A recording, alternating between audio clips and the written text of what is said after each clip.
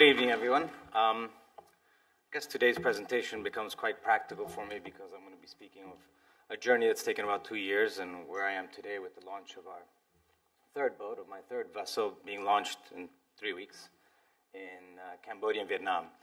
But to bring this all together, actually the presentation that Chris and Eduardo mentioned today, statistics, architectural components to actually building these products, you know, someone's actually going to go out there and build this stuff and design them and actually put them together to get your guests on them. And that's the story I'm going to tell a bit in about 10 minutes today, which sort of summarizes 2 years of a lot of work, not on my own, with a good team. I moved to Southeast Asia 2 years ago from Peru. I'm Italian-American, but I started this company 7 years ago, and the story is a bit about the launch of the Mekong. What I've done is the research we've done before of understanding our clients, of looking for new destinations, and how we actually create these unique life experiences for our guests. And so today it's going to be about 20, 30 sort of inspirational images of actual research that's gone into building a product and then actually the building process. And I've kind of cheated because the last 5 minutes of the presentation is actually a video. But it embodies really 2 years, actually 9 months of construction. It's actually a time lapse of actually building the cruiser. And I think it's the best way to present this to you, to all of you, of what we've been doing in Ho Chi Minh for the last 9 months. So without further ado, I decided 2 years ago to launch and listen to my clients, look for a new destination. We're in the small ship cruising business. About 8 of my vessels fit inside 1 year's, but we're 40 guests, maximum 40 guests. This is our third cruiser. And we built our itineraries on our own. We explored. You know, I've commissioned a team of river pilots, guides, chefs to come with me on these exploration trips throughout Cambodia, Vietnam, and explore and really think outside the box. You know, I'm not the first boat on the river.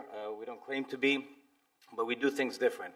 And we listen, we research, we study the data, and actually I go out there and build and think outside the box of why are people doing things the way they are and how are we going to do things different. And the river is the river. That's the destination, but the guest experience can be customized. And these are images of the Tonle Sap Lake. Going back, this is a floating village on the Tonle Sap Lake that can only be accessible if you have a fleet of your own speedboats.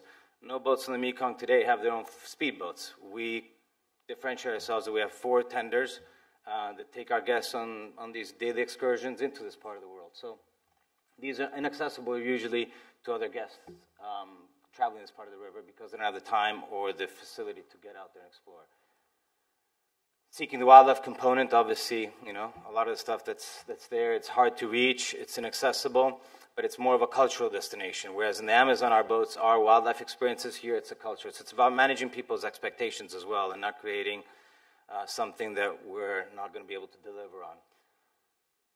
Negotiating, sitting down with these remote monks on this floating village of Mot Kla in Cambodia on the Tonle Sap. It's a small village, only about 30 people. But to sit there personally and build these itineraries with them and allow them to welcome our guests of about 8 guests only, 8 guests per group, maximum 10 per tender, and building these relationships with them. Exploring seasonally flooded forests on the Vietnamese Trasul bird sanctuary. Exploring this is really how into detail we go into building our guest experience, and it really takes time. After having done the research, we get out there and we actually travel these places. The markets in Chao Doc and how we actually encompass this into daily excursions for our guests. So we try to encompass every component of our guest experience, from the dining to the cultural, to the active lifestyle component, to the well-being component, all within a very, very small, finite group of guests. Our vessels average one crew to 1 guest. So the Aqua Mekong is 40 guests, 20 suites, 41 crew. All these remote villages are only accessible usually if you have speedboats. So the ability to actually design a vessel, to then go back and say, this is the guest experience we want to create. How do we actually go build a vessel that allows to cater to lifting and hydraulically lift 4 tenders? It may be all easy on, well, not easy, but on larger vessels. But when you have a 5-foot draft, ability to navigate all year round, to create you have 48 weeks a year operational schedule, where you've got huge variations of water, be it on the Amazon, the Mekong, you've got variations of 10 meters. You know, it's quite a challenge to be able to actually comply with that and create unique guest experience all year round. and make it, on top of that, a viable business. So these places are very hard to explore. They're very hard to source a consistent quality of supplies. We take our chefs. The chef we hired is actually Australian. I'm very proud to say it, but he's actually traveled this part of the world with us, explored suppliers, negotiated with them to as far as quality control. And obviously, we're capitalizing off one of the biggest religious, if not the biggest religious compound in the world. Even though we started in Machu Picchu, we started our business in South America in Machu Picchu, and that's a big draw to Peru, and we operate in the Amazon. Angkor Wat is the Machu Picchu of Southeast Asia. So for me, it resonated very well to be able to put our next boat in what I consider to be another heritage site, if not one of the most important heritage sites in the world, and offer an ability to get there on the water. The team I put together is world-class. Obviously, this is not a one-man show. We've got over 250 employees today, 135 in Peru, and about 80 and growing in Southeast Asia. Cambodia is our base. That's some of my top team, my country managers, my sales and marketing. But getting them involved in actually creating this experience is key, because this has to be embodied by everybody that's part of my team. And it's a long process of sharing some key talent from Peru and bringing them over to Southeast Asia, which is also another challenge, but allowing them also to be part of the product development and the building process. Components from all over the world are the beverage program on board the boat is unique. It's quite different. It's really focused on this new revival of the cocktail scene and really pairing that with the dining experience, and not only about the fine wines.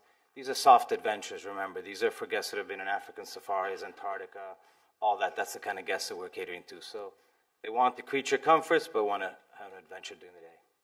The dining is important. Our chef, David Thompson, who's obviously considered today an expert in Thai food, has actually customized our guest experience for dining on an Asian basis. The wildlife component, it means getting out there and just roughing it and going out and looking for the Irrawaddy dolphins in the Mekong, and going out and thinking outside the box, and really enjoying the Mekong on only the Cambodian and the Vietnamese side, because that's the part of the river that we can navigate on because of the size of our vessel. They're about 210 feet, 62 meters. The design component, Cambodia has an amazing silk ability to design couture clothes, and this particular gentleman here is a very well-known Cambodian designer, so we've encompassed that into the uniforms of the guides and the guests, and it adds a nice flavor of everything authentic, local, yet little details. And obviously the exploration part of it, of actually seeing this from a bird's eye view, is part of the fun, obviously, but really there's a huge investment into actually researching and building these products, and I think a lot of us take it for granted. All of a sudden, boom, a new hotel's opening up somewhere remotely in Tasmania, where the effort that goes into it and the research that we all put in this sector is incredible. And I think that is the story in itself of half the properties that are here today, or not all of them. And obviously it all comes to the one point, which is finding the right shipyard to build our boats. I was in a panel, 8 months ago with you, Serena, that we were talking about cruising here. And I said, for me, the biggest challenge was finding actually a yard that can build our boats, because half the yards are wanting the larger contracts for the bigger boats. And it's true, because the production capability of these mainstream quality shipyards can produce a similar boat at the same time, but these smaller, customized, really boutique river cruisers are having a hard time finding really quality yards. And we found one. We found a Singaporean yard that actually has a yard in Ho Chi Minh. We put together a team of marine consultants, architects from the commercial side, not yacht designers really, because these are more floating hotels almost than they are mega yachts of that nature. And so doing that, you then put it together, and the next slide is obviously a video that I'll leave you with, which is about a 4-minute video. And so I'll leave you with that. This is just a team. Cultural component actually blessing the hull when it's signed. And sorry, I cut you off there a second. These are the renderings of the boat. Before we design them, we conceptualize them. And that is the Aqua Mekong, set to launch September 30th in Phnom Penh. So thank you.